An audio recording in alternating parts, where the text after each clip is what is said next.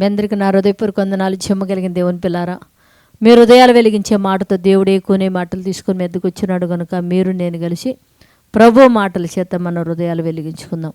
దేవుడు ఎక్కువనే ఏ మాటల చేత అయితే మన హృదయాలు వెలిగించాలనుకున్నాడో వెలిగించబోయే ముందు రాత్రికాలం నుంచి మిమ్మల్ని, మీ కుటుంబాన్ని, మమ్మల్ని, సంఘాన్ని, భూమి మీద ఉన్న ప్రతి బిడ్డను ఆశీర్వదించి మంచి ఆరోగ్యం ఆవిష్నిచ్చిన దేవుడికి మన ప్రభువైన యేసుక్రీస్తు వారి నామములో శిరసు వంచి వందనాలు తెలియచేసుకుంటూ, ఏ మాటల చేత దేవుడు మన హృదయాలు వెలిగించాలనుకున్నాడు ఒకసారి మనం చూడగలిగితే దేవుని పిల్లరా, యెషయా గ్రంథం 53 అధ్యాయము 7వ వచనంలో ఒక మాట రాయబడింది. దేవుని పిల్లరా, అతడు దౌర్జన్యం పొందెను, బాధింపబడినను అతడు నోరు తెరవలేదు అని రాయబడింది. దేవుని పిల్ల అంటే దౌర్జన్యం పొందినను బాధింపబడిన నోరు ఎందుకు తెరవలేదు అంటే దేవుని పిల్లారా, మనము చూడండి, మనమేదో ఎవరన్నా దౌర్జన్యంగా వచ్చి మనల్ని బాధ పెడుతుంటే మనం ఊరుకుంటామా? అస్సలు ఊరుకోం. మనకు సాధ్యమైనంత వరకు పోరాడుతాం, లేకపోతే పోలీసులు తీసుకొస్తాం, మన చుట్టుపక్కల మన బలగానంతా తీసుకెళ్ళి వాళ్ళ మీద మళ్ళా తిరిగి పగ తెచ్చేసుకుంటాం. కానీ మహానుభావుడి మీదంట దౌర్జన్యం చేశారంట, బాధించారంట, అయినా నోరు ఎందుకు తెరవలేదు అంటే ఆయనకు ఒక సంకల్పం ఉంది. ఏమని?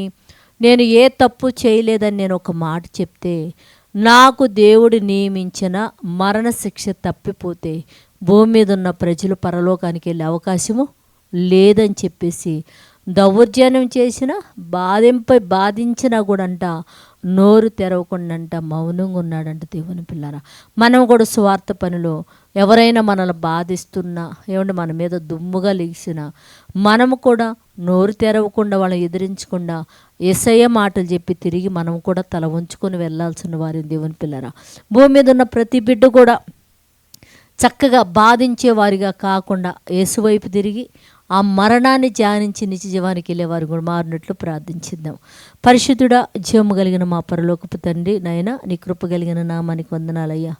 యేసయ్య బాధింపబడినాను నా తండ్రి, నేను దౌర్జన్యము నొందినను నోరు తెరవకుండా ఎలా ఉన్నాడో తండ్రి, భూమి మీద నీ పిల్లలు నీ సత్యమును తెలియదు, నీ వెలుగును తెలియక వ్యతిరేకించి ఎంతమంది అయితే నీ పిల్లలను బాధపడుతున్నారు వారిని వారి కుటుంబాలను క్షమించి యేసయ్య పాదాల దగ్గరకు వచ్చి రక్షణ పొందే భాగ్యమే మనం అడుగుతున్నా తండ్రి. నాయనా ఇదిగో తండ్రి, ఎంతమంది అయితే ఈ మాటలు వింటున్నారో వారిని వారి కుటుంబాన్ని బహుగా మీరు దీవించండి, ఆశీర్వదించండి. నైనా ఇదిగో తండ్రి, ఉద్యోగాల నిమిత్తం, వ్యాపారాల నిమిత్తం, పనులు చదువుల నిమిత్తం బిడ్డలకి వెళ్ళి ఉండగా క్షేమంగా గృహాలకు చేర్చి సాయంత్రం మళ్ళీ ఆత్మతో సత్యంతో నిన్ను ఆరాధించే భాగ్యం బిడ్డలకు అనుగ్రహించి సహాయం చేయమని మా రక్షకుడు నీ కుమారుడు యేసయ్య పరిశుద్ధ నామములో ప్రార్థన అడుగుతున్నాం తండ్రి.